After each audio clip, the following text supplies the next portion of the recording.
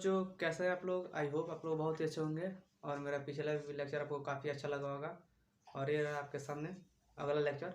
लेकिन इससे पहले मैं पिछले लेक्चर में जो क्वेश्चन कराया था उसको मैं एक बार रिवाइज कराना चाहता हूँ। क्वेश्चन उसमें था कि दीर्घ दीर्घ यानी दूर दूर दृष्टि वाले आँख वस्तु को साफ साफ देख सकते हैं। तो दूर दूर दृष्टि वाले दोस्त वस्तु को साफ साफ देख सकते हैं, दूर की वस्तु को। निकट दृष्टि दोष वाले आँख वस्तु को देख सकते हैं साफ साफ, निकट की वस्तु को। और अगला क्वेश्चन था कि किस दर्पण द्वारा बड़ा प्रतिबिंब हमेशा बड़ा प्रतिबिंब बनता है। तो आपको पता है कि उत्तल में अवतल में कौन सा बड़ा प्रतिबिंब है, दर्पण है, तो अवतल दर्पण। तो इसका मतलब उसका आंसर होगा अवतल दर्पण। अगला क्वेश्चन था कि किस दर्पण द्वारा वस्तु का हमेशा छोटा प्रतिबिंब बनता है। तो आपको पता है कि उत्तल दर्पण में अवतल दर्पण में कौन सा छोटा है, तो उत्तल दर्पण। तो उसका आंसर हो जाएगा उत्तल। और ये आपके सामने अगला वीडियो। इसमें क्वेश्चन है आपके सामने कि नेत्र लेंस की फोकस दूरी बढ़ जाने से आंख में उत्पन्न दोष होता है। क्वेश्चन है कि नेत्र लेंस की फोकस दूरी बढ़ जाए तो आंख में कौन सा दोष उत्पन्न होगा।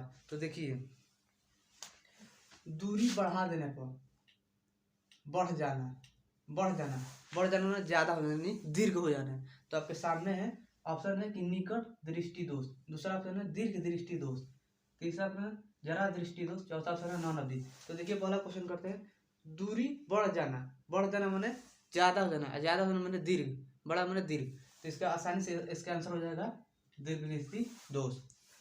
और एक और इसी में क्वेश्चन आपको कराएंगे, इसी में क्वेश्चन कि ये भी क्वेश्चन पूछता है कि नेत्र लेंस की फोकस दूरी कम हो जाने पर आंख में कौन सा दोष उत्पन्न होता है। माने नेत्र लेंस की फोकस दूरी कम हो जाने में आंख में कौन सा दोष उत्पन्न होता है। तो बढ़ जाने पर दीर्घ दृष्टि दोष, तो कम हो जाने पर निकट दृष्टि दोष होगा। ये आप लोग ट्रिक याद रखिएगा।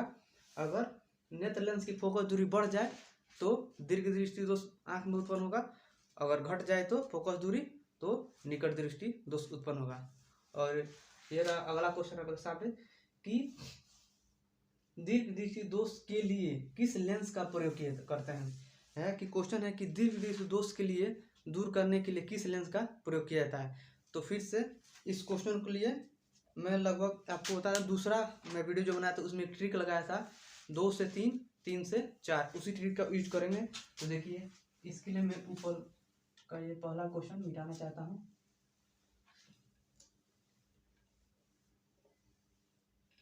हाँ, दूसरा वीडियो में एक ट्रिक मैंने लिया था 2 से 3, 2 से 3, 3 से 4, यही ट्रिक था। तो इसका इसी ट्रिक से यूज करेंगे। देखिए, दीर्घ दृष्टि दोष को दूर करने के लिए, तो दीर्घ में कितना शब्द है, तो 2, इसमें 2 शब्द है। उत्तल में कितना शब्द है, अक्षर है, सॉरी, दीर्घ में कितना अक्षर है, 2 अक्षर से मिलकर बना है।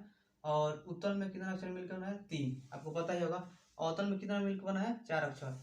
और निकट यहीं पे लिख देते हैं, निकट में कितना अक्षर मिलकर बना है, 3। तो ट्रिक था कि 2 से 3, ट्रिक था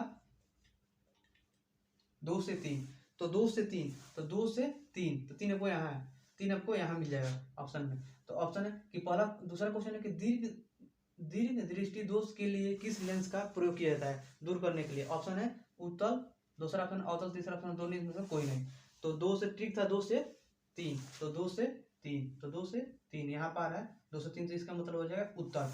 और फिर से एक और क्वेश्चन पूछता है कि निकट दृष्टि दोष को दूर करने के लिए किस लेंस का प्रयोग किया जाता है। तो ट्रिक का फिर यूज करेंगे 3 से 4, क्योंकि निकट में आपका कितना अक्षर है, 3, तो निकट में आपका 3 अक्षर है, तो 3 से 4, तो 3 से 4, तो यहाँ पर केवल हो जाएगा कि निकट। यहाँ पर आप लोग लगा लीजिएगा कि निकट दृष्टि दोष के लिए किस लेंस का प्रयोग किया जाता है, तो अवतल, बिकॉज 3 से 4 ठीक यहाँ पर है, 3 से 4। आप लोग ये मत कहिएगा कि 2 से 3, 2 से यहाँ पर 3 है, तो 2 से 3 यहाँ पर नहीं जाएगा, क्योंकि ये दोनों क्वेश्चन है आपका।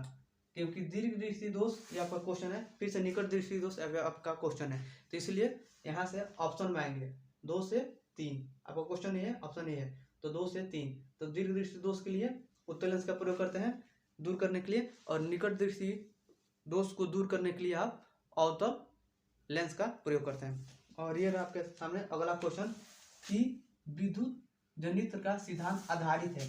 विद्युत जनित्र मैंने क्या होता है, इंग्लिश में जनरेटर हम लोग बोलते हैं। और पूछ रहा है कि इसका सिद्धांत आधारित है, किस पे आधारित है।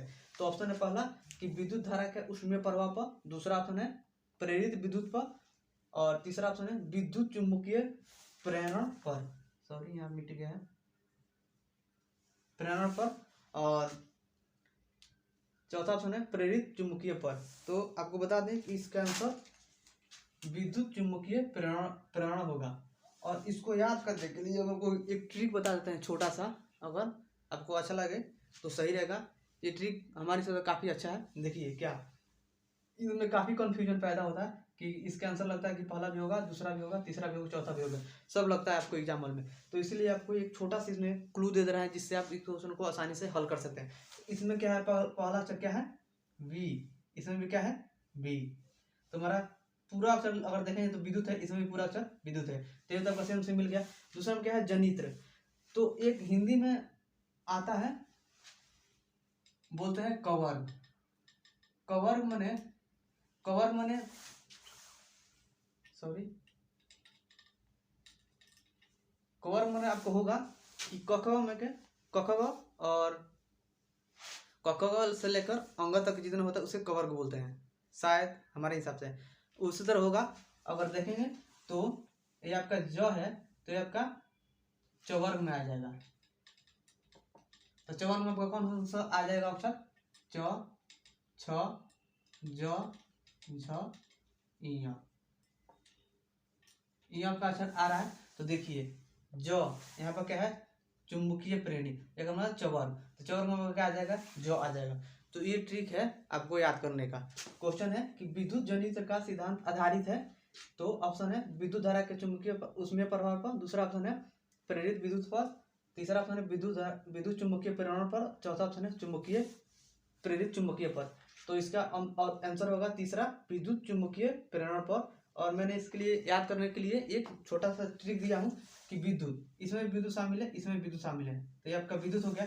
लेकिन जनित्र है, तो एक होता है कि हिंदी में होता है एक कवर्ग। कवर्ग का मतलब होगा कि क से लेकर अंग तक जितना भी ये पांचों वर्ड है ये आपको कवर्ग में आता है शायद।